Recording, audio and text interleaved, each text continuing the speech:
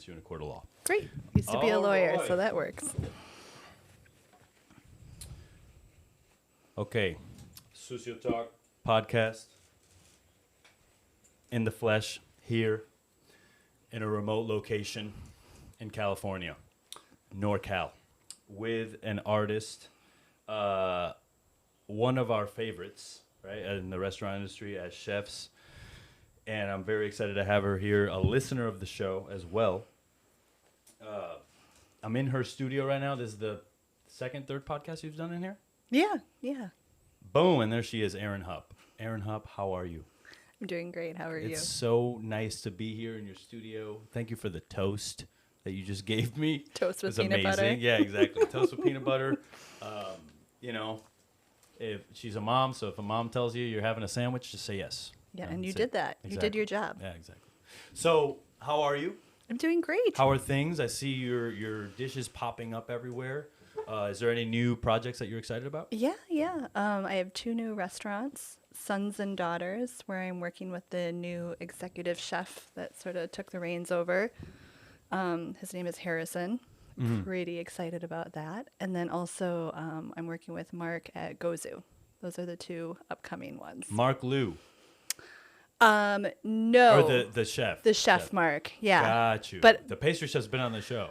I adore Mark Liu. Yeah. And I think I'm in line next to maybe help him out. But right now we're working on the Chawanmushi. Got you. Yeah, Gosh, I mean, yeah. he's a sweetheart, for sure. Yeah. I worked with him at Meadowwood. Oh, awesome. I didn't know that.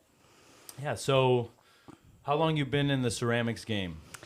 I started learning how to throw on the pot. We call it throw on the pottery wheel when I was 17. So I've been doing it for over 20 years, maybe over 25. Right. And, like right away when I first did it, I was hooked. I was like, oh, I want to do more and more and more of this. And I ended up spending, that was in high school, I spent a lot of my lunch hours senior year of high school in the art room. Really? Yeah. Okay. Boom. We're good. So you sort of early on, you're like, this is it. This is what I'm doing.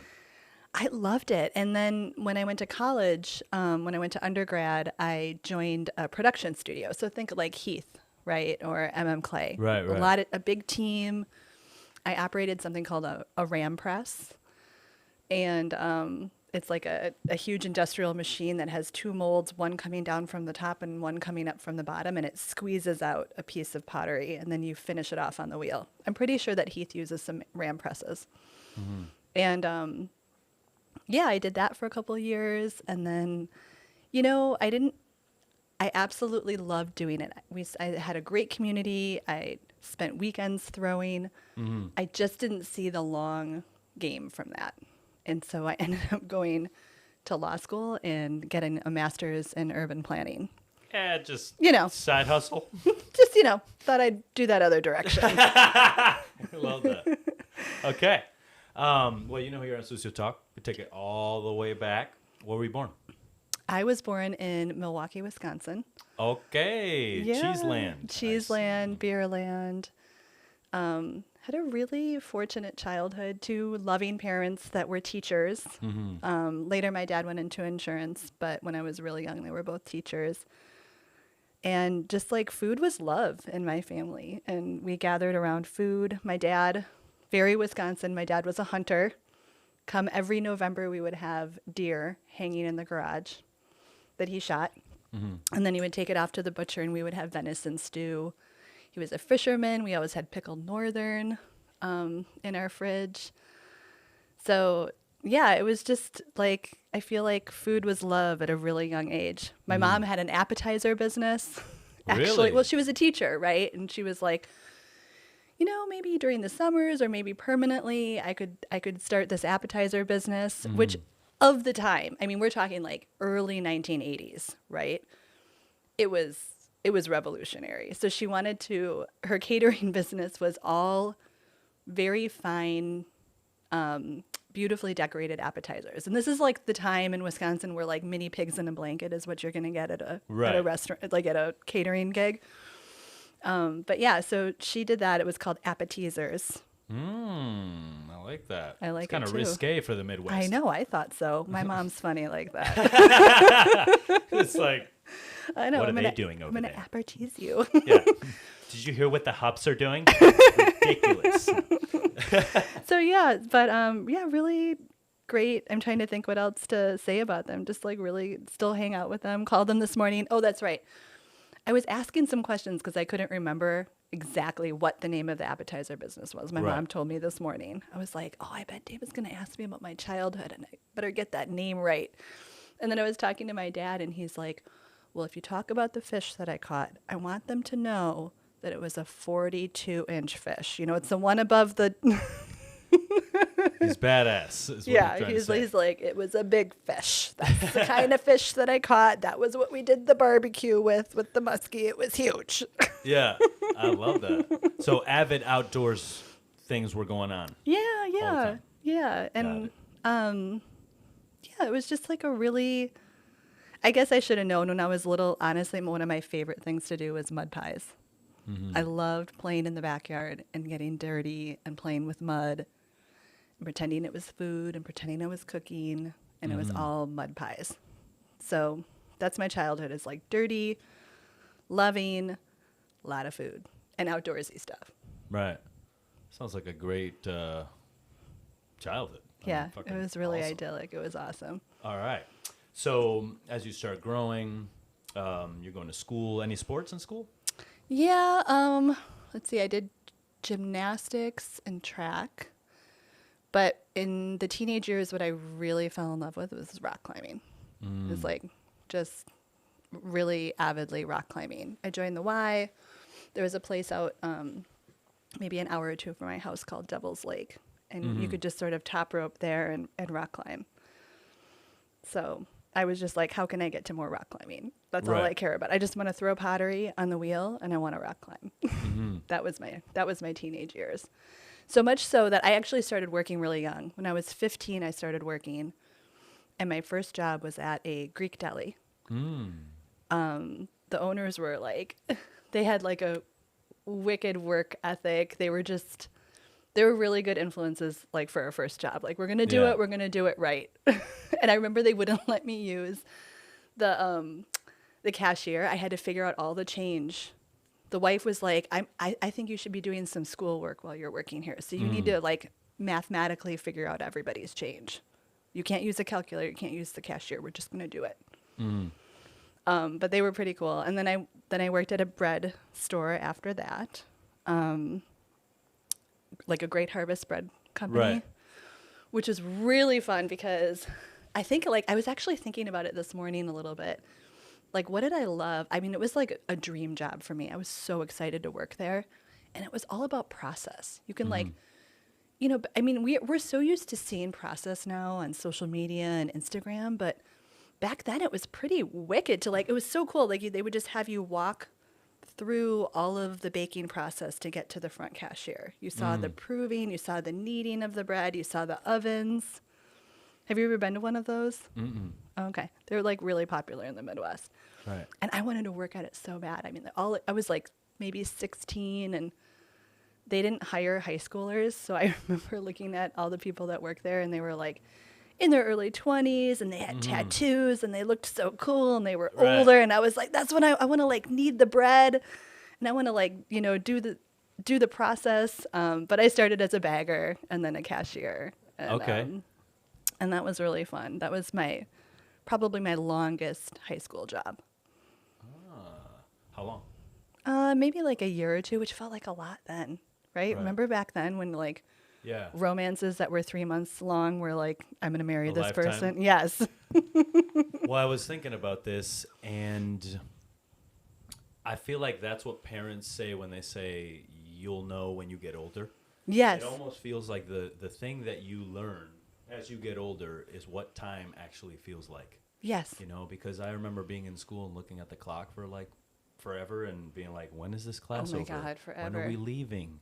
And then you know, now it's like I need one more hour in the day, and then Every I could day. get everything done. Oh my right? God. Right? I would So- just like just a couple more hours every day Yeah. to get everything I want to get done Exactly. completely. So definitely, people that time manage that's a skill, and I never understood why logistics was important until you start doing like large events, and you're like, Yes. oh yeah, like someone just needs to care about where we're gonna get water. Yes. You know what I mean? Just like the simplest stuff, right? And that's the thing that you don't think of. Like, I use this example. When you go to the beach, the only thing you ever forget is the salt. Literally everything else. You got all the food, you got the water, everything. whatever, chips, clothes, towels, the empty gallon to fill up with water so you don't get the sand in the car. Yep.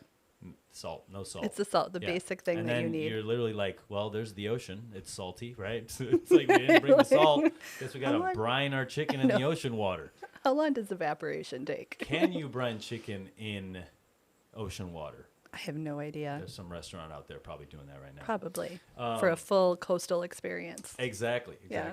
So as you're getting to the end of high school and your parents are teachers, are they like, you got to go to college? Yeah, that was definitely instilled also in the neighborhood that I grew up in. You know, just it was sort of, you know how you go to schools and everybody is going to college. It was less of a question and more of like a given. Yeah, I was working at the bread company. I started looking ahead a little bit and I was like, all right, there's only so much I can do at a bread company, even though these are like my family and we've been here and I love my job. I actually left and I started working at Applebee's. Really? Every time I say this to someone, I think of The Office. Do you remember that movie with Jennifer Aniston, like collecting like horrible happy pins on her Office suspenders? Space? Oh, that's it. Office Space. I said The Office. Where Office you had Space. the flare. The flare. It's like you only had 13 pieces of flare, the bare minimum. She's like, what the fuck are you talking about? Oh my God. That's a great movie. I love that movie so much. And I just made a Dumb and Dumber reference the other day, and everybody in the room was quiet because they were younger than me. And I'm like, am I getting to that age now where I'm like referencing shit they don't know about? I'm also getting to the age that I said the title of the movie incorrectly. So. There you go, chef. Okay, I see you. So yeah, I was like, I'm gonna work at Applebee's not because I love Applebee's Right. and I want to collect oodles of flair, but because waitressing is gonna get me where I want. I want to have this job that I can take to college that I can do on the side and make money, and it did because with my waitressing experience, I applied to work in national parks for a summer. Really? After my first year of college. Okay. And it was probably one of the most exciting things I've ever done with my life. I applied at Crater Lake, Yosemite, and Yellowstone National Park. And I was accepted at Yellowstone National Park, and I spent a summer out there doing hostessing is actually the position I got. I said I'd take anything. I'm like, just bring me out to just let me live in a national park for a summer.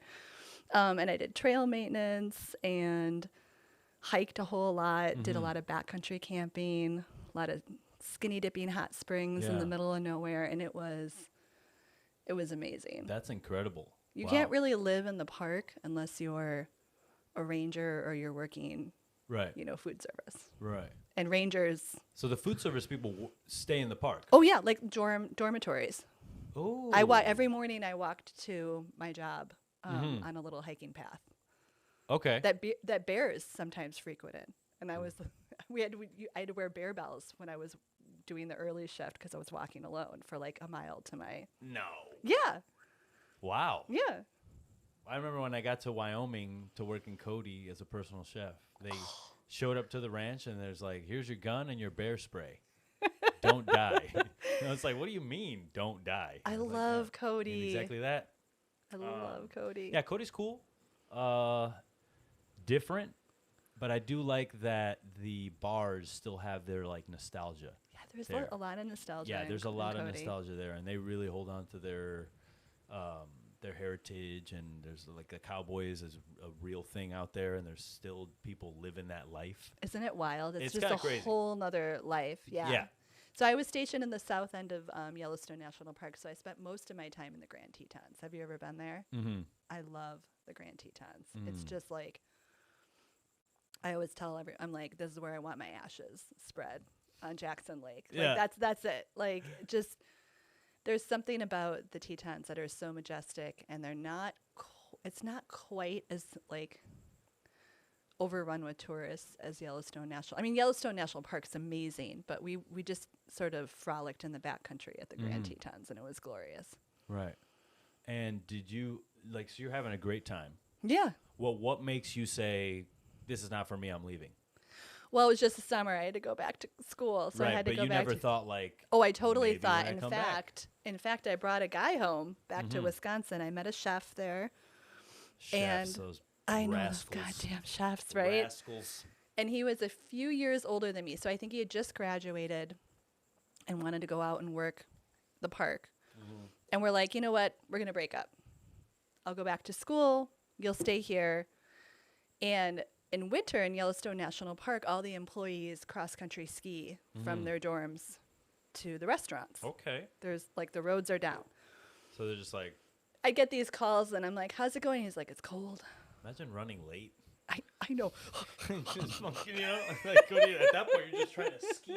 Yeah, It's you're just like, please let me catch you downhill. Can I hitch on the truck? Actually, there's no roads, right? I bet you ever had a badass snow fight, like snowball fight? Oh my God. Like all out neighborhood? That would be so much fun. Yeah, we used to do that in Connecticut. Like it was just like awesome. the whole neighborhood. We basically, what we do is like the little lawn part in front of the yard where all the that's where you make your fort. And then you make like holes in it so you can like see the enemy, and then like, you know, so. Oh, we used to do a lot of forts in Wisconsin. Yeah. Yeah, like snow days, you're just like, I'm yeah. just gonna like build a fort. I'm sad that, I mean, look, I don't want everywhere to be the same, but it's something to be said about a snow day. It is. Fortunately, these kids out here in California, they don't know about that. Oh, and But, then like I feel like you know. snow day means like what? We're not gonna sit there. We're gonna frolic and have fun. Yeah. My kids are just experiencing bad air days. Right. You know what I mean? Like what keeps a California Like, kid home? Then you can't do shit. Yeah, you're stuck in your house. So yeah, I not hear that. quite. Not quite as exciting. So you're going back to school. You Yeah. You left that chef. You said I left the chef, Hell and out then of my guess life. what? He followed me. He quit followed his job. you. Yeah. Wow, I Erin. know. And he moved to Wisconsin, and we were engaged for a little bit, but he is not my husband. So that ended up not working out. Okay. But during that time, when your partner is in service, it's a lot easier to just be in service. So I kept on doing waitressing jobs. I started bartending. Oh my God, I bartended at this great blues club called Luther's Blues in Madison, Wisconsin. So I went to UW-Madison. Right. And I got to see Johnny Winter. I got to, like, you're just bartending and getting to see, like, just, like, really old, cool blues and jazz singers. That was really fun. And I did that all while I was also working at the studio that I was talking about. So all undergrad, I found a job in a pottery studio, and I started learning how to throw production pottery. Okay. And production pottery is different than what I do now. Your goal is to throw as similar of a shape over and over and over again as you can. You want it to look like carbon copies. Right. And I think I'm structuring my business a little bit in antithesis to what that was. So right now, Erin Hupp Ceramics is all about, I want you to look at something and say, clearly they belong together. They're a family, they're a collection, but I want you to notice it's handmade. I don't want it to be carbon copies. Right. So like back then, we would get paid per piece, and it would be all lined up. And if it wasn't the perfect height, either you or your boss, who is a nice man, it's just the way it is, would just like smash it and it's out, right? Wow. Which is fine. And it's just another, it's a different objective, right? It's like, can we make something that stacks perfectly? And there's something pleasing to the eye, but I just don't want to do that kind of work in what I'm doing right now. Is there, obviously you have a lot of things that break all the time, right? Yeah. You're in the game of the things that break. Is it, what do you do with the stuff that breaks? Can you do stuff with it? Can you like break it all down again and get it back to? I can if it isn't fired. Okay. Definitely. Yeah. In fact, behind you, there's like see that piece? Yeah. It S-cracked on the bottom, which means, the walls of the piece dried at a different rate than the bottom, which is a little bit thicker because it's part of a wall installation that I'm working on. Okay. I never fired that, so I can recycle it. It's great.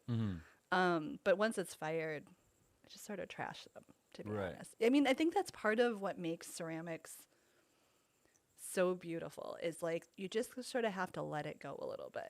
I don't know, you're a chef. People eat your art. It's ephemeral, right? Yeah. It's not around forever. You're right. And maybe there's some beauty in that, I think there definitely is have to start fresh every day. But then it also plays like if you're not mentally strong enough, you don't see everything that you made around you or being used. Interesting, because it's gone Yeah, right it's away. gone. Like they've eaten it. It's done, right? And so Oh, that's interesting. that's what I think the importance of the podcast is, because you're capturing a time and a place, and why you're important, right? Because it was a time and a place, and this time we thought about this dish, so we needed this vessel, and then we reached out to Erin.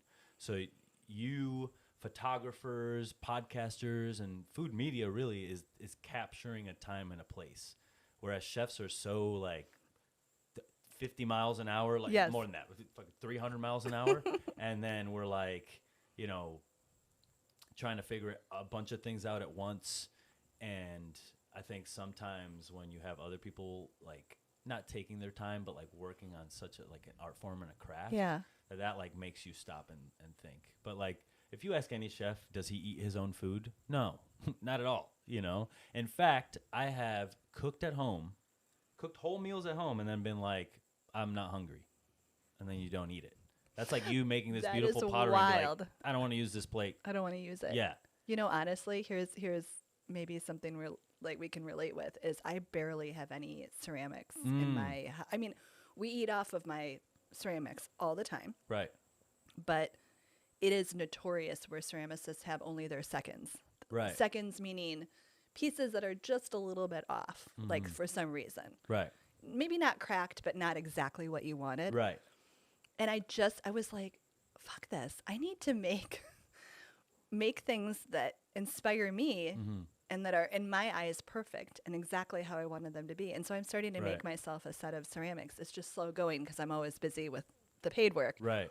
But I was like, this is so silly. I was just talking to another potter the other day. I'm like, why do I only have seconds in my house that I'm using? She's like, yeah, I totally do too. You're preserving that time and place for yourself, even though you don't like think about it that way. Yeah. But like you remember, like, oh, I was making stuff for this restaurant, and then this didn't happen. So, and I would say the difference between the arts mainly about like food and ceramics is one is conscious and one is subconscious, because you're obviously there at the restaurant eating the food. That's when you're conscious about it, but you don't get reminded of those flavors until you eat it again. And that could be 5 to 10 years later.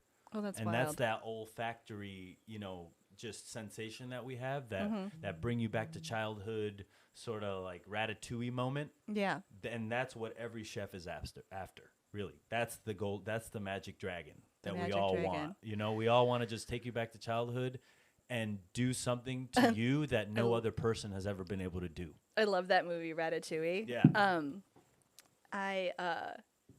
Do you think, okay, so if that's the case, do you think that, I think plateware has a role in that, right? Like I really love, so like I work with Californias, and I love what Val did recently to one of my, I did a red clay charger with black clay swirled in, which is really, really hard to do because clays have different shrinkage rates, so they just want to pull apart and crack. But he paired it with vintage. And every time I'm out and I see the vintage, my grandma didn't have much. She had a set of Noritake, but I feel like that nostalgia, that Ratatouille, like remembrance, that olfactory thing is also visual in a way. And it's good for the vessel too, to sort of be like spark something in you. Right. Something like some fond memory. It's in your soul, like yeah. essentially. And it's crazy how our minds and our bodies are wired to sort of absorb things that we don't know we're absorbing. And like when you're having those horrible days, like you really just got to think like, it's not me. It's some outside force trying to like, reawakening some things that I haven't worked through. Yes. So I think that hard times are needed, because then they make the good times all even the better. Yeah, some things go really, really deep. You said something earlier that really hit me, because it's like one of the reasons, the core reasons that I do what I do. And you said something like, everything for chefs is so quick and so rapid fire and so ephemeral. Like the art is gone right away. And one of the reasons that I don't make carbon copies is I want people to slow down. I want people to think about it and be like, oh my God, actually, like my dining partner's plate's just a little bit different than mine. And I think you said something like, maybe a snapshot of this menu at this moment when I collaborate with the chef, everything slows down a little bit. Like there's like, we just sort of like hold that menu and that item in a brainstorm for a while and like really ponder it and think about it. Right. Is that what you were like? Yeah, Just exactly. like the slow down? Exactly. Okay. A time and a place that brings you back to the planning and the execution of the thing rather than the thing. Yes. Because like if you're a Olympic gold medalist, like you treasure the moment that you won the gold medal. Right. But then you go back after some time and you're like, remember that time that I was running and I didn't think I could run, and then the coach said this and then I ran? Yes. That's the reason why I got the gold medal. You Yes. know?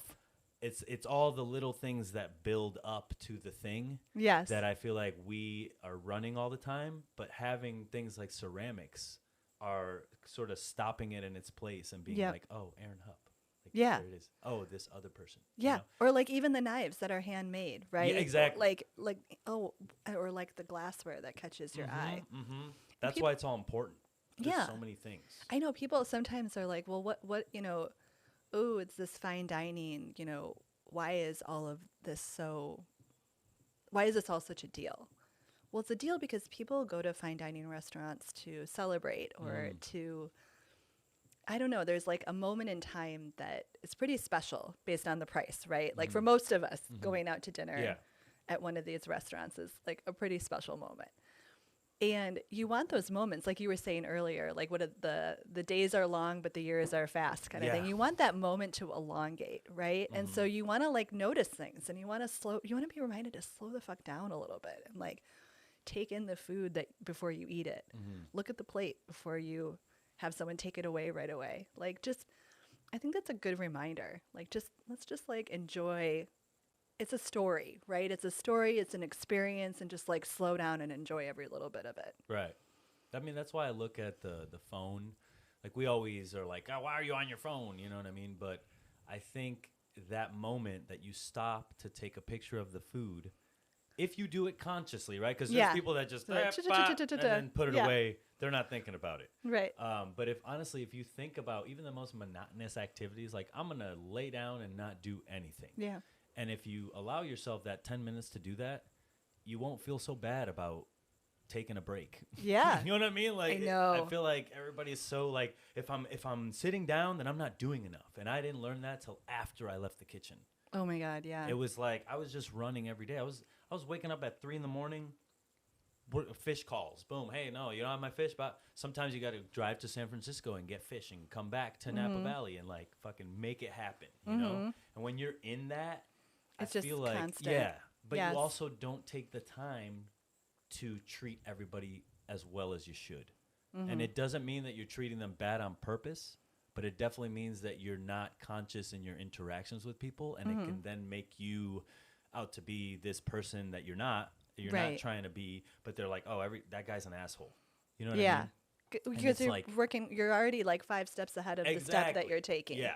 So anything other than that is just slowing you down. I remember that even from bartending. Right. You're just like on a busy night, you're just go, go, go, go, go. And before you know it, 7 hours happens. Yeah. That's what personal chefing has done. It slowed me down. Yeah. Tell me why. Yeah. How? Like, if I go into a supermarket, everybody's going at a pace. They're not in there running around. Yeah. Right. Yeah. So I've learned to be more patient. Like, yeah. You know, there's a long line on the meat counter. No one knows that you have to feed 50 people in 2 hours and you're freaking out. Like, so you just have to like, this is it. Just have We're to wait. Waiting in line. You know, it's just like when you're in traffic to get somewhere late, or if you're gonna be late. You know. Yeah. So I just think life is like a pinball machine. Like your mind is the ball, and then there's everything that you have to deal with all day, right? And then you're like chink chink chink chink. You just get thrown around. Yeah. And I'm sure you've played pinball before, right? I love pinball. There's that time where you just press the buttons and you just let the ball rest. Yes. Right? Before you're you just go like, on again, okay. right? Center yourself. Yes. And that's it's like, holding there. Wait.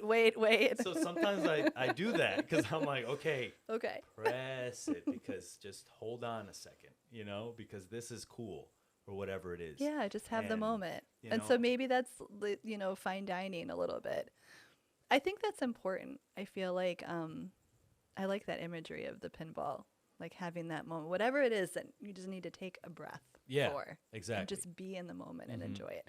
For me, it's on the wheel. Yeah. The wheel is so present for me. Right. sometimes I'm listening to an audiobook and I get in my job and I'm just like doing it. And then I'm like, no. And I take the earphones out and I put them to the side and I'm just on the wheel and I'm just going to be here. Right. It's so meditative. It swirls round and round. It has a hum because my wheel can handle a lot of clay. It has like this little hum, the motor. I don't know. Where'd you get the wheel? How long have you had it? This one is used. This is my third wheel, I think, and it's used from a friend. Okay. A relative, actually. Do you have any other wheels that you keep around, or I have a backup. I have my old one. My old one is not as quite as nice as this one. Right. My old one was a gift from my husband, and it was from, unfortunately, a potter who had a car accident and couldn't throw anymore. That was in San Francisco. This one's from a relative, and she does something totally different with clay. She does performative art. Oh. So she smashes, like more like fine arts degree kind of. She smashes porcelain, and she has a show upcoming in Fort Mason. She does all like body performative art. And then she was like, I just don't really need my wheel anymore. And I'm like, I will take that wheel. Crazy. So what does she do after she smashes the pieces?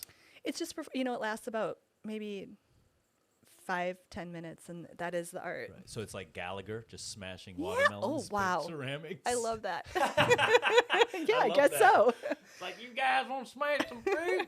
Like, getting crazy. It's crazy. See, what is art? We're older now, Yeah. so we both got that. I knew who Gallagher was. You gotta be careful with that. Yeah, I know. He's old. Everyone gets canceled now, so it's like you don't know which references you can say. I know. I was trying to think. Did he get canceled? Yeah, he did. He said some racist shit, I think, like a year ago or something. Oh my God, I missed that. Yeah, he's very political now. He's actually like on YouTube, like making amends for what he said, or no? He's out there with an agenda, being like, "This is the way America should be." He's like Ted Nugent, Get but the of fuck out. comedy. Yeah, That's wild. It's wild. Okay. But it's all good. To each his own. Yep. That's what he's gonna do. At the end of the day, like with the whole racism shit and everything that's going on, like most of these people are gonna die, like in the next 10, 20 years. Yeah. And that sucks to say that, but that's just the way the world is. I don't think back in the day when there was rape and pillage and like these things were going on that people even knew any different, because that was just the way that life was. And I think now that we know different is why we're like, hey, this is wrong, but it's all necessary. It was all necessary. We're moving in a direction. There's a journey we're all on. For sure. And it sucks to say that, because that, I think in itself is a privileged thing to be able to say, right? It is a really privileged I didn't thing. fucking wake up in Ukraine today, right? Yeah. So there's that. Right. Like but you can't just end your thing because somebody else is whatever, right? You can only control your world, right? And like the worst thing that happened to you is the worst thing that's ever happened to you. So it's like you may not live there, but the worst thing that happened to you is up there with the worst thing that happened to somebody else, right? Yep. And so it's all relative, and I think we're all the same, even though we're different. And so just a little bit more compassion is really what we need. Because like I was telling you earlier with the they-them business, like I fuck up all the time. And the Jeff Davis thing where he was like, hey, I think we should erase that. I was like, leave that out there, man, because I need other men to hear men correcting themselves about the thing. Yeah. Because if we don't hear that, we won't fucking fix it. And that's a problem. It is really interesting. We actually, so I have 3 kids, and we had the school had whoever wanted to join on Zoom, like a little informal, just educating, because we're the older generation, right? And I popped on because I was like, how are they going to handle this? But it was all very educational, right? Like, this is, what we call like someone that, is born, and they just walked it through all the steps. And I was saying the one thing that I missed from it was it's okay if you mess up. Like, don't just avoid it because you're afraid to mess up. That's what's going to happen. It's okay if you mess up so long as you care and you're compassionate and you correct yourself. And I feel like I was just telling my husband that I'm like, everything was so beautiful and so great, but it was like so precise. And I think it's labeling. Remember when we grew up, they're like, don't label shit. Yeah. Now they're like, label everything. I never thought about that. What the fuck? Like, yeah, that's what era we grew up in. Don't label anybody. Everybody's the same. Cool. Oh, that's right. It was like the whole like eggs, like you crack the egg open and it's same on the inside was our like, yeah, I remember. And now that. it's like, nope, Everybody, And so we're all gonna fuck up. Like just own it, right? Yeah. Just be like, hey, I really messed that up, and I really care that I messed that up because this is important. You know? I feel like it's like, I don't want to say it's addiction, but it's a disease. Like certain things, like I view racism as a disease. Like it's something that you got infected with, and that's just the way your mind works. And I've talked to people that are severely racist, like I don't like you because of the color of your skin, but I think it's very interesting to talk to that person and ask them why. Why? And most of the time, it's like, well, that's what my dad said to do. Right. Or that's what my mom said to do. And if that person of color isn't willing to talk to that person and be like, well, here's my perspective, they're never going to know your perspective. And then they're going to avoid it and become more hateful. And so it's on us to like kill them with kindness, baby. Yeah. Because I feel like going the other way and I'm like, whoa. Don't avoid. You know? Like, let's keep talking. Yeah. That's interesting. I never thought about that. That's an interesting way to put it, as it's a disease. It really is a disease. I feel like no one knows any better. Like you were telling me, you know, it's like no one, even if the worst thing is done to you, that person is doing that to you or whatever because they have that in their subconscious. It's like in their DNA, you know, and we all, like, we talked about this before, like, how did the world grow? War, like people taking shit over, you know, and that's why we have the world as it is now, you know? So I wonder, like, if we did live in the idealistic world that we want to create, what would now look like? You know what I mean? Oh, like what's the journey we have to go through to get there? Take away racism, take away sexism, take away everything that's bad about this world and just do good. And then what has to happen from here to there? What does the trajectory actually look like? Yeah. So I'm like, what does the world look like in 500 years if we keep going the way we are now? You know, not pretty. I'm telling you, not You good. don't think so? I No. think there is a lot of intergenerational trauma, which is basically what you're saying. Yeah. I think that, and I feel like we're all trying to handle that a little bit. Yeah. We're trying to work on it. Some people are still avoiding, but there's those that are trying to work. I feel like there's definitely a movement, and I feel like if we, and isn't it funny in life? Like if you just work on yourself, just focus inside. You don't have That's to. all you need to do. Yeah. You don't have to focus on everyone else. As long as we like collectively agree, we're all going to work on ourselves. Right. Maybe that's part of the trajectory too. I just think it's don't so know. crazy that other cultures don't have depression, they don't have suicide like we do, and I'm like, what is that? Like, is it when you take away everything from someone, then they make up problems because there isn't any? You know what I'm saying? Like, if you have I don't know. What do you mean? So, like, if you have no worry in the world, you're still gonna have bad days. But Yeah, what are because the that's bad life. days going to be about? Things that you're going to make up. Exactly. But I wonder also if like we set up unfair expectations about life in our society. Yeah. Like everything's not going to, like what you just said, we're still going to have bad days. like I don't know that we talk enough about that. No, we don't. Like that's life. Yeah. That is the whole purpose. It is a 50-50 game. You're going to have 50% good days and 50% bad days. And if you're not having that, like that's great for you, but that's what's going to happen at some point. It's all going to even out. You're like probably a robot if you're having I just know. good days. I Like, know. come on, man. Maybe you're taking something for that. But Exactly, right? I love it. Man, well, we got way off we did. topic, We but it's did. okay. We did. I liked We're it though. It was in nice. I believe you have just left the chef. And Yes. you are. Yes. What did I do You're when I left throwing the chef? pottery. You're moving back from where you were. And what is your next move? My next move is I take a backpack and I go travel for a year. Okay, where'd you go? I lived in Australia for a little bit, and that Applebee's and National Park and bartending at the jazz club served me well because I got a waitress job on the beach, Manly Beach. dope. Oh, it was so great. Where'd you stay? Well, funny, I started out in a hostel, and I did it with a girlfriend. Her name is Emily. She's still out there. She never came back. Never came back. Never came back. And How this was is- that conversation where you're like, hey, I'm going to go. And she's like, nah, I'm good. See you later. Yeah, see ya. I'm not grabbing that flight with you. Can you tell my Good parents? day, mate. You know, like fucking. Yeah, she's still out there. I'm finally gonna see her in a few months. Oh, But, dope. but yeah, so I got a waitressing job on the beach, Manly Beach. Manly Beach. Yeah, just across the heart. So take the ferry from Sydney over. I know. Sort of cute, small beach community, a little bit smaller than the other beaches that are more famous. And I like that because I was only going to be there for, Right. 6 to 8 months. I wasn't sure, but it wasn't a permanent move. And we stayed at hostels for a while. And I remember one day I was walking through the hostel, bulletin boards, right? We're talking like 2002. And there was a note posted like, hey, are you sick of paying those hostel rates every night? Because I got a cheaper solution for you. And I'm like, oh, I am really, like, I'm barely making it here. Right. And it was a guy who had sort of like landlorded a house with a bunch of travelers in it. Like mattresses on floors kind of situation. Not gross, but just, it's not like an outfitted nice apartment. Right. Which is why it's cheaper than the hostel every night. And so Emily and I moved in there. There were a bunch of guys living there, and chivalry. They all moved into like the other bedroom together. And then Emily and I had our own bedroom, and we shared a bathroom, and like they were all surfers, which was really fun. So I learned how to surf, and it was so great. Australian surfers? I know. Big fucking crazy Kiwis, people, dude. some New Zealanders, British people. They're all travelers. Yeah. It's so normal for the Europeans just to take a year off.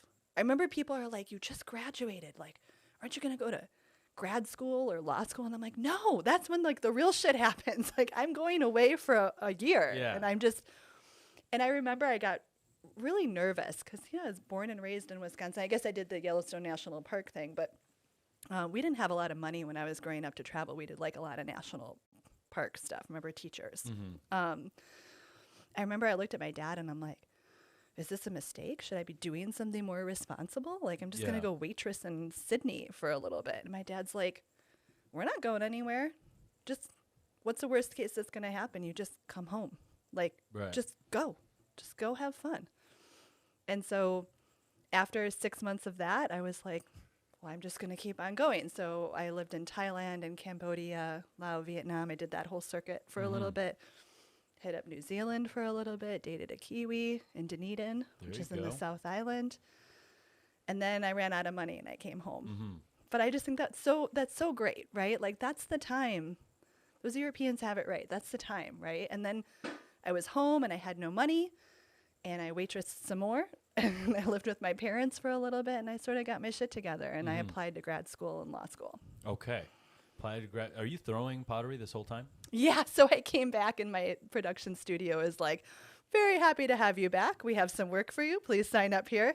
Because if you think about it, all that it takes to get to be at a production level thrower, it's a pretty niche job, right? And so like here I'm just like going to come back and I'm already trained. And they were just like, yeah, let's do this, and I did studio management stuff like recycling clay, mixing glazes. I taught classes for kids, older people. I had an autistic student. It was just like I just slid right back into that. Right. And then I studied for the GRE and got a position, and I started dating my husband. How'd you meet him? We had been friends. So I came back. I had seen all the world had to offer, and I was like, hey, you're way better than all that. Yeah. Like, yeah, that's right. I date a lot of guys, and I sort of missed you. Yeah. And then he was like, me too. Yeah, sort of. Okay, there. No, just kidding. A little Wisconsin in there. It. So we started dating, and then, I actually applied for an AmeriCorps position because I was like, I'm going to do something, like maybe I want to do more. And I got a position, I can't remember, was it in Maryland? And then they pulled the funding because Bush won the election. Right. And so, not really, but, like the funding got pulled eventually. It wasn't like Bush was like eventually. Right. And so that's what kept my husband and I together. So we always like joke around. We're like, all right, maybe one good thing came out of George Bush. Like, there was no funding. You didn't leave. There you go. And then I went to get a master's degree in regional and urban planning. I wanted to work on like land use and environmental issues. And that was out in North Carolina in Chapel Hill. And my husband followed me out there. And then we came to California after that. Oh, and I was in the planning program. And because I do things 120%, I was like, why would I get a master's when I could get a law degree and a master's? So I studied for the LSAT when I was in my master's program. Oh God, it was so great. They had you stay 1 year in North Carolina, and at the time they then gave you in-state tuition from there going forward. So for my master's degree and my law degree, I paid in-state North Carolina tuition 3 out of the 4 years. So I did like a 5-year program in 4 years, but it's no longer in effect, but it was great. Oh, okay. So tell me this. You're busy as hell. Yeah. You're just starting this relationship. How long after did you know, like, okay, I'm going to marry this guy? Yeah, I think pretty quickly, because we had been friends. I'd known him since I was 19. Oh, wow. Okay. Yeah, and now we're like fast forward to like 23 or 24 when we got married. Okay. Right. So it was, I feel like once we made the decision and he's like, and I'm coming to North Carolina with you, I was like, this feels pretty serious. Right. And when I was out there, it's so funny because like when I was out there, I always would find a studio and throw. And actually I had a wheel out there. And then I would I would throw in with our storage unit. And then I'd bring the pots to the community studio to fire. So I became a lawyer. I did a lot of lawyer things. I worked at a firm. I slept under my desk trying to finish a brief on time. I did all the things that we do. Yeah. I know there's equivalents in the chef world. Yeah. And then I was like, oh, this just isn't for me, right? Just isn't my thing. And so I'm like, oh, I'm going to try one more time because I spent all this time and money and effort and investment in these 2 degrees. So then I started working with child welfare law, which was pretty gutting. Something a little bit more passionate about. Well, yeah, I mean, like the environment, I was looking at how can cities and localities help reduce greenhouse gas emissions. Right. And you're like, there's no way we can. I did my master's thesis on it, and I was like, 2 or 3 years in, I'm like, we're all fucked, and we need to do something at a great larger larger That's gonna scope. take much more than protest and look, we're already in it, bro. Yeah, I know, right, right. Throw all the pottery you can before this fucking dumpster fire falls off a hill. You know what I mean? Yeah. So then I was like, all right, what else do I care about? Well, I started having kids, and kids are pretty awesome. And so I learned a whole new kind of law. I learned child welfare law. I'm like a cat with 9 lives. Right. And so when you go into a whole new law, you have to learn the base law, and you have to take the continuing legal education. I did all of that. I took the seminars, and I learned child welfare law for a nonprofit, which was totally different than the firm. I always try to think what's the restaurant equivalent, but I went from the big firm sleeping under the desk to a 4 to 5 person all women nonprofit. It's totally different vibe. Just very caring and nurturing, and we're trying to do the best that we can. A whole lot of compassion, a whole lot of dedication, and it just a different kind of vibe. So I stayed there for 5 years. I have, there was one, so a lot of times when people adopt foster children, we worked with kids that were a lot younger. There's a renaming ceremony. And so I actually have a child out there named with a middle name Erin, because I helped that family for 2 years achieve permanency for the child. No way. Yeah, crazy. Yeah, so it was so rewarding, and I also burnt out. Right. It was the things that we do to children that people do to children is pretty fucked. Yeah, I don't really share a lot of that. I didn't even do it, and I thought, for the first 2 years, I was like, I'm so compartmentalized. I got this. I was made for this job. Nothing's seeping in. It's all good. And then year 3 or 4, I was like, I need a therapist, and I need a therapist now because this is really horrible. And I need to be able to tell someone what's going on. That's funny that you say that. I worked with a EMT, and she was saying that a lot of the times she would come home from work and then just break down and cry outside, and because you can't show your kids that you're broken down. You can't. So it's this very put it inside, and there's only so much of that, There's only you're so a much vessel, and you have a limit, so it's better to just deal with those things as they come, cry your tears, do what you got to do. Don't stuff it down. Yeah, don't try stuff to. it down. Don't think you did a good Nope, job 'cause it'll come back compartmentalizing. later on, And worse, Yeah. worse because you stuffed it down. Exactly. It like grew somehow. It like got way. It got like a whole little life of its they're own. like these little seeds. And I know. I learned about like all these little aches that you get in your body. Of like, yeah, obviously you're tired and shit, but a lot of that stuff is just emotional kind of shit that's stored in your bones and your muscles. And Did you ever hear know. like so we one of the things that we were really studying at that place is called ACEs, so Adverse Childhood Experience, and so you get a score. And the reason that you score, so like let's say your parents get divorced, you get a tally mark. Right. Let's say you go to bed hungry a lot. You know, there's like all these questions to try to like eke out the trauma that these children have received. And the reason that they created scores for this is that you report it to the pediatrician because it actually comes out in your body health, right? Like how much more likely are you to have heart disease when you get older? Like, so when you're saying like your body keeps all these little things and these little aches, like, yeah, like your body keeps the score of what your life has been like. for sure. And so our whole mission was just to minimize that for little kids. Like, what can we do? Because they already experienced the trauma coming into the system, right? Like a child doesn't get taken away from their parents lightly, right? That child already experienced something pretty major. And then our nonprofit was like, how can we minimize the amount of trauma that the system itself creates for a kid? Because the system is the law, and it took forever for like the proceedings to go. And so every day that goes by that a child doesn't know, like, am I going to be in this house for another day, or am I going to be in this house for like 6 more months or another year? So we worked on that kind of stuff. So it's kind of a breeding ground for a bad adulthood. Sort of, You yeah. know? I mean, that was how can we minimize the trauma that these kids experience? And there was heartfelt moments too. I don't want to, the people that, not all of them, but a lot of the people that step in to help these children, it's like their life work, right? Whether it's their own relatives, like grandma, grandpa, uncle, aunt, or people that are foster parents. Yeah. But a lot of that happens in the chef industry, where most of those kids are going to work in restaurants because that's where you can be a misfit and still be loved. yeah. And so we as chefs have that responsibility, even though we don't know it. But a lot of these people that are coming to work for us, like, not everyone has had a good past, right? Yes. So it's important to know your cooks and know your staff, because then that way you can manage them in a more constructive way.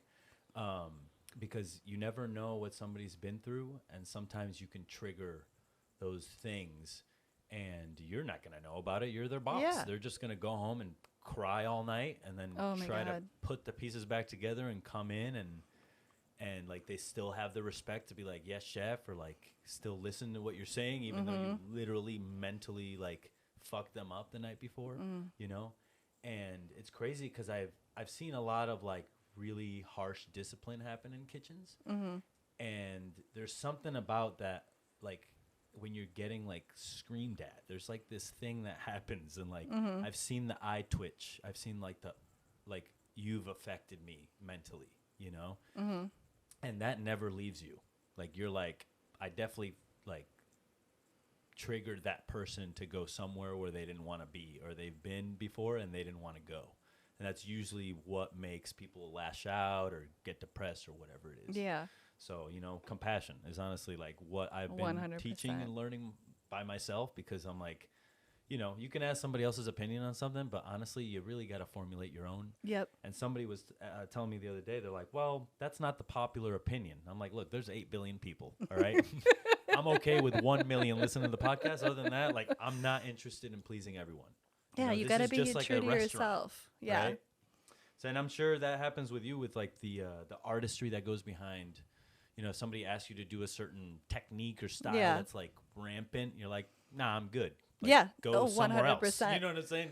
Erin Hupp don't do that. You know what I mean? Yeah, and you have to be true to yourself, because otherwise, what are you putting out there if you're not putting, like, I truly believe that we're here to use our creativity, right? Whether it be like cooking or writing a book or whatever. And if you're not in that, you're not like fully present in that moment, your product's not good. Like that, sure, I'll copy. There was like the white speckled pottery that was really popular for a while. Yeah. And I was just like, oh, I just can't do it. Like, it's just not me with the little manganese or the iron spots. And that's when I started working with a lot of black glazes. And because I was doing what I wanted and what inspired me, my work, my practice just flourished. So yeah, You you do you. People. Yeah, you do you. That's basically after a while when you're a chef, you're like, oh wait, I'm good enough now. Like, yeah, I can go cook my own food. Crazy, do right? what I want to do. You're such a humbled servant for so long. You have no idea when to finally be like, no, I am. Right. How many years did you throw before you're like, I'm a ceramist? You know what I mean? Yeah, because, and I'm also think it's hard when it begins as your hobby. Right. So remember, I started when I was 17. And so when I started Erin Hupp Ceramics in 2017 really wholeheartedly, it took me another year or two to really own that shit. Right. So people are like, what are you doing? And I'm like, I'm just doing my hobby. And meanwhile, I'm back there 40 hours a week, slinging pots. I haven't seen my kids in 4 days. Yeah, cold calling Val Cantuans being like, so. Yeah, I got some plates over here. Can I bring them to the restaurant? Exactly. Yeah. I'm nobody, but I really care about what I do. Right. But and then someone asks you and you're like, I'm just doing my hobby. Yeah. No, own that. So humbled. It took me a year or two to own that. Yeah. But then the minute, what's so crazy about words? Because words affect intentions, and intentions affect practice. Is the minute I own that, shit blew up. It was no longer mugs or the should-haves went out the doors, and it was I unlocked something because I had not been creative with clay, which was my passion and my love. It was always if I have time, I'll do it. When I devoted all that time to it, when you just sink into your passion. And I had been held back for 12 years before I was oh yeah, that thing that I wondered whether I should do at my crossroads. And then I took the other path. And I did my master's and my law degree. And it's rewinding back to that old version of yourself. Throughout your life, there's all these versions of yourself. And tapping back into that old version and being yeah, let's bring her back. Let's do this. And it was just an explosion. And then I was I'm going to start saying it. I am doing this. I am a ceramicist. I work with restaurants. This is it. And that's when it took off. That intention, Did you, when you moved back to California, was that your intention? Erin Hupp Ceramics were doing it? No. So we moved. So when I moved, I've lived here for a while now. So we moved in 2007, I think. And so I did all my law work out here. I left undergrad my master's in my law. And then we came out here and I worked for the firm for 4 or 5 years. And that's when I did the child welfare law. And then in 2016, 2017 is when I started Erin Hupp Ceramics. Okay. So who were your first sort of clients, restaurants that you worked with that put you on the map? It was so funny. So, Californios is the one that put me on the map. Okay. And because Val took a chance with me, but I didn't get the idea until some woman reached out to me on Instagram and she's like, I'm a curator. Right. And I just want to do a night where maybe you and 1 or 2 other artists are featured in the dinner. And I was like, oh, okay. This sounds really weird. Right. And because it's really weird and I've never done anything like it before. You're a humble servant. You're like, me? I'm like, me. I'm like, all right.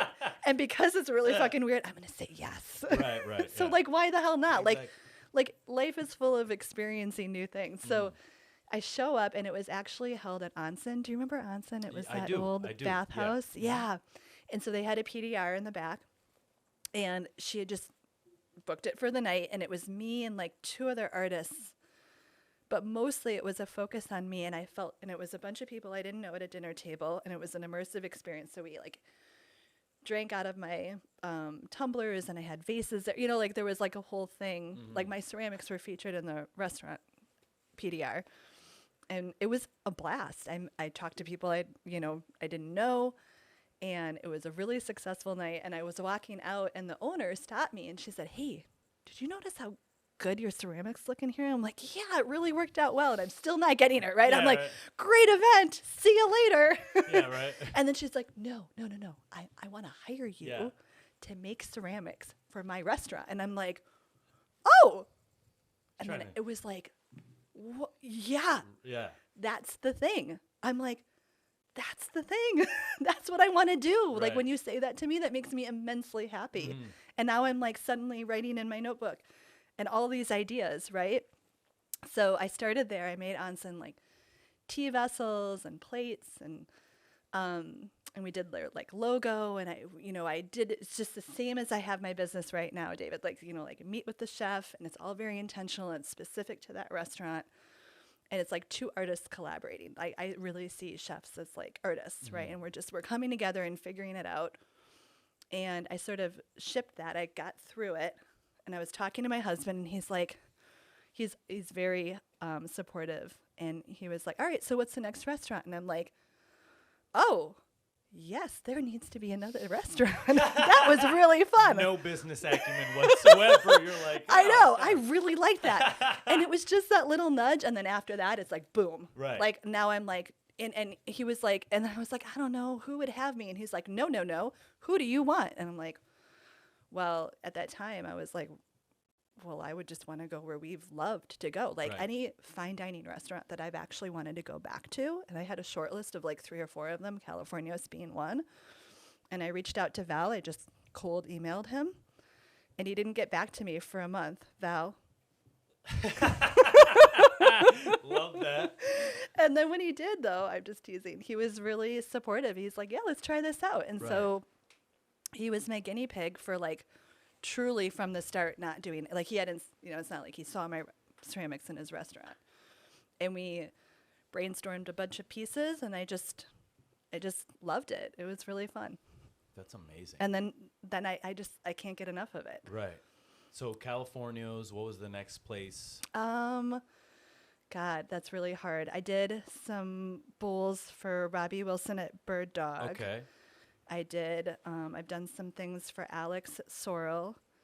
I'm at Pasta Bar Austin and Pasta Bar LA. I feel like I'm missing somebody, obviously. Oh, Kim at Nightbird. There you go. Yeah, Kim that was Alter. really, and Badass. I just pulled out, I just dropped off some new pieces for her that I'm super excited about. They're like, they look like little UFOs. And I tried to find, I love MacGyvering something. Like I saw a picture of something in a magazine and I don't even know what I saw, if it was like completely correct, but I'm like, I can't see the foot of that.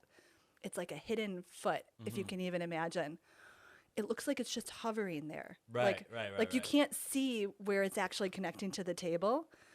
And so I just sat down on my wheel. This is like, I always leave some time to play, and Kim had not asked for this. And I was just like, I'm just going to play with this.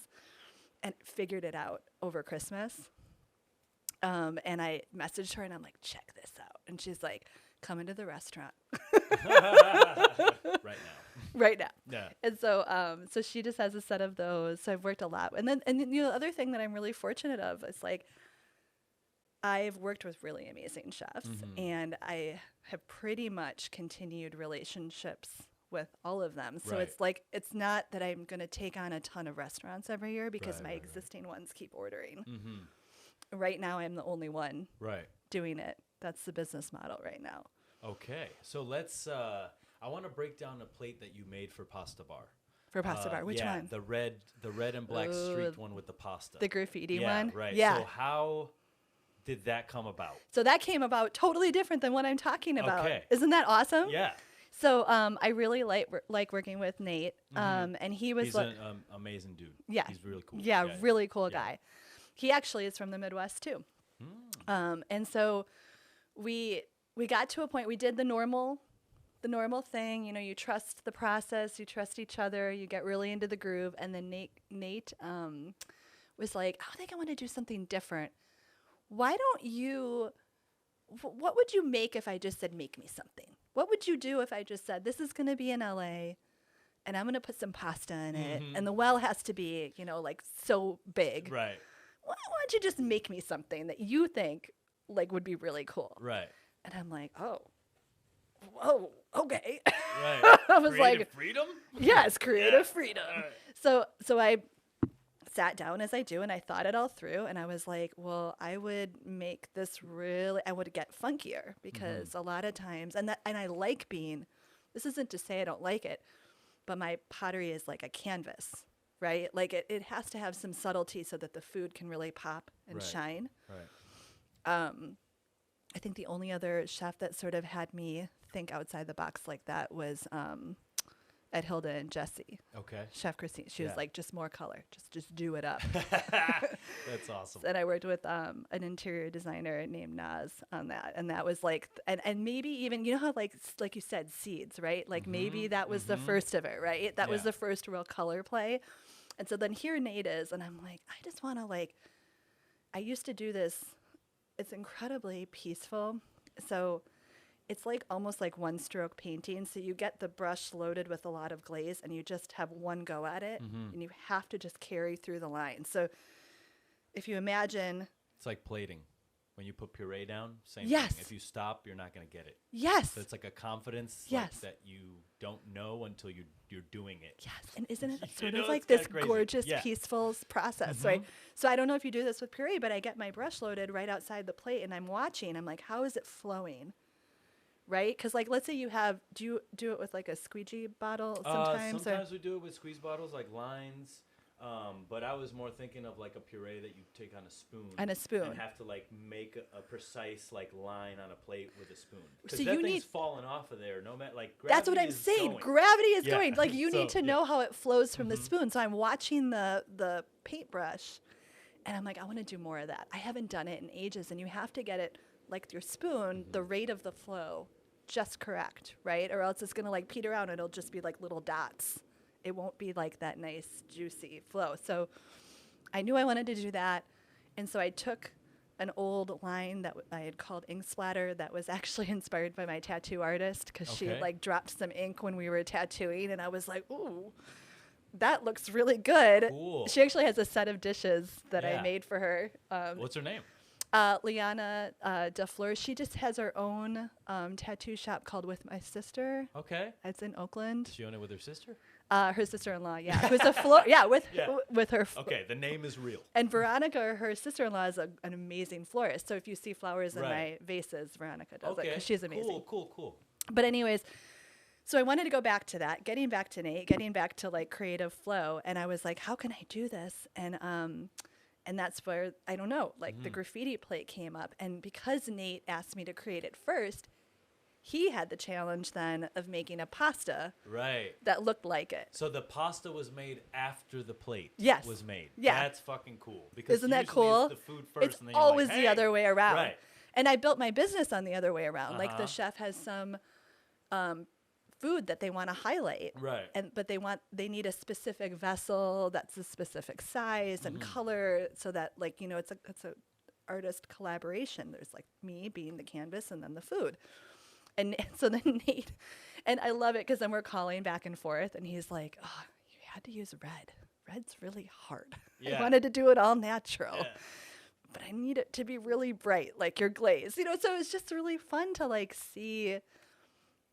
I mean, I hope if you would interview Nate on this, I hope that just like the chefs sort Yeah. of push me to think outside of the box, because there's always these questions, right? Because I'm not collaborating with another ceramicist, so the chefs will ask me things that like a ceramics person. We just don't do that would be the answer, Right, right? right. And I love that because I'm like, instead of saying to them, we just don't do that. Chef, let me think about Yeah, that. let's figure it And out. sometimes that has led to like way more creativity than if I just did what we normally do in Right. ceramics. You know what I mean? Well, that's what the chefs, I think, have pushed the avenue of photography, ceramics, you know, just inherently Yes. because you need all those things to run the restaurant. Yes. Interior design. Yes. I mean, chairs. It's like, Yeah. and it's all because the chef is like, well, I don't want to be like everyone else. And I then wanna you, do something you let him go wild, and he's like, hey, Erin, I've never met you before, but we got this pasta. You know what I mean? And you're like, what the fuck? Okay, yeah, let's do, you know. Let's do it. So But- so then yeah, Nate figured out the pasta and I love it. It's like it's really. Did you see the pictures? I did, mean, it's yeah. just like bright yellow and red and black, and it's just Beautiful. it's like what ends, Yeah. what begins and what ends. There's like the pasta and the plate, and they're all together, and Well, sometimes you think that everything's been done. Yeah. You know, especially with pasta. Right. You know, and I'm sure that they get the same thing all the time. Like, okay, another pasta restaurant? Okay, You yeah, know, yeah. in a town where you got flour and water, you got Michael Tusk. Yeah. You know what I mean? Like, what, you know, Chef Gresham, like, it's just wild. Right. To think, hey, balls on me, pasta restaurant. You know what I mean? And then it's like, oh, but then it's so well done because I've seen their portion sizing. Yes. And I'm like, that's a fucking pasta tasting menu. Yeah, because it's just one ravioli. Exactly. And it's not all just pasta either. Yeah, yeah. It's really good. I've been to both the LA and the Austin locations. What would you say the biggest difference is? Well, 2 different chefs, 2 different visions. Jeremy Stevens is down in Austin. Right. I feel like they're definitely cohesive in the sense that it's obviously the same restaurant, but right. just a little bit. Jeremy comes from Louisiana, so he's got like a southern, which is perfect for Austin, right? He's got like this little southern bit to it. Somebody was calling Louisiana the Northern Caribbean. And I was like, oh, interesting. Yeah, because there's so much Caribbean influence in the food over there. Yeah, Caribbean. So it's like, wow, that's a different way to think about it. But you always think of, oh, it's the South. Yeah. You know, it's like, it's not the South. It's really. a little You know, different. well, the chef that I was engaged to for a little bit is from Louisiana. Okay, gotcha. A So chef. you probably felt really passionate about Oh that. my God. I'm not just Yes. turtle soup, you fucking assholes. You know what I mean? So Exactly. I mean, yeah. It's Sometimes like I a say whole the other things- country down there in a way, Yeah, right? Oh, yeah, for sure. It's It a was whole wild. different language. I mean, It's you know, if you wild. hear the slang from the street, you're like, I know slang, but I don't know what you're that saying. is. Yeah, exactly. It's like Puerto Rican Spanish. You Yeah. know, versus Mexican Spanish. Like Mexican people will come up to me and be like, I don't know what you're saying. You know, and I'm just speaking the same language, but it's different. just so it's diff- different. yeah. That's So it's like- exactly how I felt when I Yeah. was down there. So are you open to other chefs being like, hey, make this? Like, Yeah. or are you saying because you have such a, you know, loyal clientele that you're basically picking and choosing? I'm picking and choosing a little bit. Right. Only in the sense that at this point, it's just me. So there's like a cover number that works really well. Right. Because if I'm trying to stay really creative, I tell you, like any other normal human being, once we hit over like 50 of something, I'm now a machine, you know? Let's get this like 80, 100. I'm like, whoo, you know? And so I want to keep the numbers down so that I can really like be passionate about what I'm doing and put my all into it. So like, I guess I'm trying to say I'm open, but there's like certain restaurants that just fit better with me. And I think it's like a lower cover restaurant. Probably something that, you know, a chef that's really looking for something super art forward. Right. I like building relationships a lot, so I always check up on who I'm going to collaborate with. If I only have so much of a bandwidth, I want to make sure that I'm hanging with someone that's going to, I don't know, treat me right, but also even beyond that, like really into art and like just like where we like have a good rapport and we're going to like push each other. Every chef that I work with, they're just like, they're quality people and they have so much passion for what they do. And I always walk out of these meetings and I'm like, damn, like quick sketch it all out in my book. Like, you know, like I go hard, I go really into things, I go really intense, and that's how chefs are, you know? It's really crazy, the mentality of it. It's like, I equate it to making a menu. When you make a menu, you don't really have any boundaries. You don't. You're just like, what do I want to cook? What's the season? What is the protein? What is the flavor? Blah blah blah blah blah. Yeah.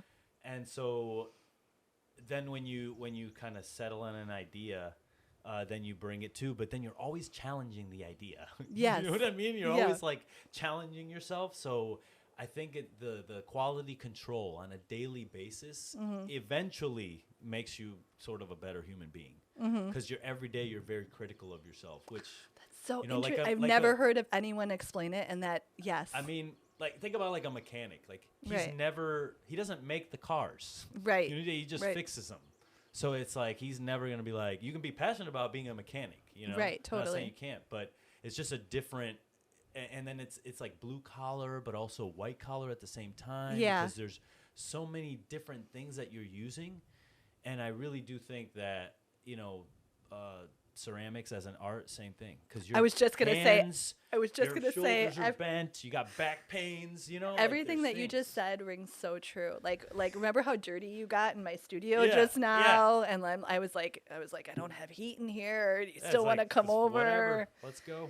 Remember how I told you when I first started Erin Hupp Ceramics? I had a kiln under a deck, and I had shower curtains on. Yeah, you made it happen. I have to say I haven't told anyone that because at first I was a little bit like, oh no, I need to be like a business. But you know what? I am proud that I did that because it was raining and I was like propping up electrical cords so that they wouldn't get wet because I had no walls. I was just under a deck creating a studio.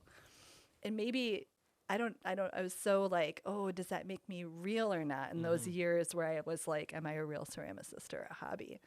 I think it does. I think it actually, it makes you, I cared so much. I wanted to get this business, like it was my passion. I was going to do it behind shower curtains with rainwater and I was going to find a place. Yeah. I think the make it happen mentality is you need it, for everything. You become resourceful. Yeah. And, it's the humbled just being like, let me figure this out with not all the tools. Yeah. Because you don't need all of those. I've been in all the bells and whistles kitchen. I got to say, I learned more sort of being a personal chef. That's the 20-minute timer. It is. Oh my goodness. Good. Let's just. We're hitting it. I told you I talked a lot. It's all good. We're good. We're at an hour and 15. A lot of knowledgeable gems were dropped, I think. I hope so. On this podcast. And did we not get into any? We have 5 more. We can do 5 more minutes. Is there anything go. what else did we? What would you say to that young ceramicist starting out? Like, what is something that you dealt with that they don't know? What? Oh my God, so much. But isn't it the whole point that you got to deal with it to know? Mm-hmm.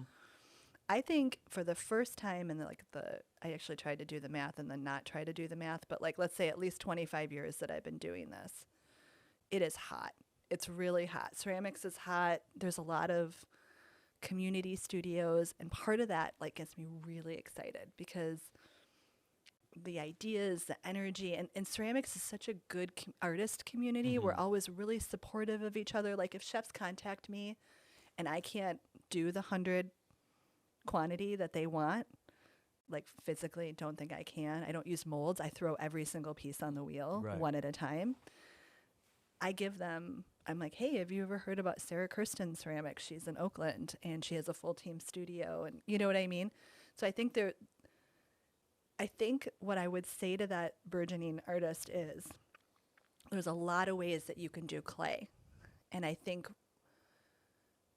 don't just look at the obvious ways, like even what I'm doing, or a production potter, or I need that narrative that I need to get an MFA to do gallery work. Right. Find what you're really excited about. That's what I did. I was like, I have worked in the service industry. I care a lot. These people make sense to me. They inspire me. I love food, and then just go for it. I don't know. I think there's a lot of ways to use clay, and there's a lot of ways that we can be creative with the passions that we have. I mean, you're personal chefing now after doing, it's in any field, right? Yeah, for sure. Just don't get locked into this.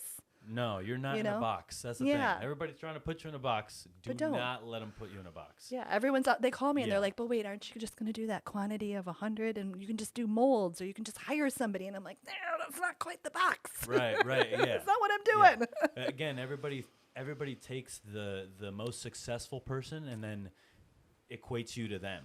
Yeah. And I'd be like, well, what about this guy's got millions of people watching his podcast? Look what he does. I'm like, it's different. I'm going to do something different because I want to do this thing that works for me. And there's, again, 8 billion. I only need 1 million. I'm good.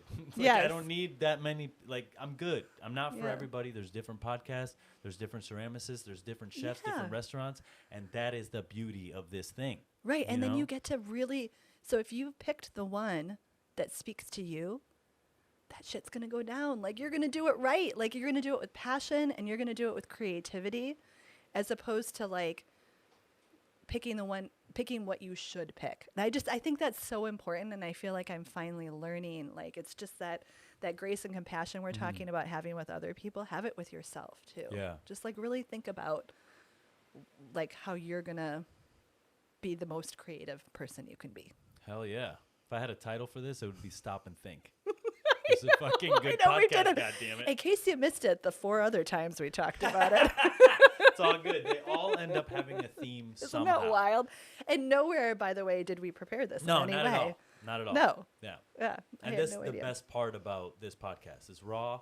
Oh, yeah. There's no questionnaire. Nope. There's no even like, honestly, I think about this all the time. I'm like, you should have a template email if you're going to ask people to be on your podcast. I don't think so. The cold DM, I think I'll stick with it for now. You know what I mean? It's And, working like, great. Whatever, you know.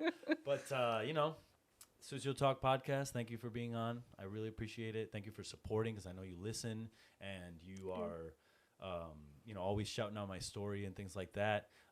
Quick note on Instagram because we need to address them. What would you like to say to Instagram? How can they fix the app so you can actually fucking? Because I've been doing reels, and when I did more content, I get less people. I and don't I'm know like, what's isn't going that the on fucking with. opposite? I know. I don't know what's going on with the algorithm, but here's what I want to say: is we're never going to be able to figure out the Instagram algorithm. They're Right. always going to change it, and we're Right. never going to have control as artists over it. So what I would want to say is less about Instagram and more about the people that we hold so dear that follow us, which is sign up for newsletters. We Right. promise not to annoy. Keep supporting the artists that you love outside of the platform as well, Right. because, you know, inevitably when I have that artist friend where their Instagram account crashes and they have no way to reach, you know, it's like locked down and they can't reach their people. I've just been doing a hard push on like newsletter, like, hey, I'm literally going to like email you like 3 times a year. Right. But I would like to be able to tell you something What the hell's going on? outside of Instagram if I need to. Right. Exactly. And I think Instagram has become sort of a communication, you know, Yeah. especially with chefs and in the Yeah. industry. I mean, it's how I got a hold of you. You know? Yeah, and it's how I But- get my business. Yeah, and it's, exactly. And I will always be on there. I just think it's important for us to think like, oh, maybe, you know. A little bit more outside. That's why I did Yeah. the podcast phone line. I 'Cause I'm love like, that. Here's a different place. I think it's awesome. You know, if anybody out there has any concerns, comments, questions, you want to shout a business out, whatever, you want to say hi to your grandma, hit it up. Yes. 510-463-1145. It took me like 3 weeks to memorize it. I was just going to say that was quick. Yeah, before I was like, what the hell's the number? I'm like waiting for it to go by the screen. But that was smooth. Anyway, this is the studio here. I'm just going to turn this Yeah, camera do away it, from do you and it. kinda look at it back there so everybody My gets little a baby shot. smooth studio. And this is me living the dream after that shower curtain and that deck situation. It's pretty sweet. There you go. Might look small to you, but it's pretty banging. There you go. Well, how can people reach you if they want to do business with you? Oh, and then after all that, I'm going to say go on Instagram. There you go. And then follow the link in my bio to sign up for my newsletter, please. There you go. All right, Sucio Talk Podcast. Erin Hupp, ceramicist out here in Berkeley. Check out the show live every Monday. I'm actually going live tonight. We'll see you there. Thank you, Chef Thank you. Erin Hupp. This was awesome. Fuck yeah. Sucio Talk Podcast. Peace.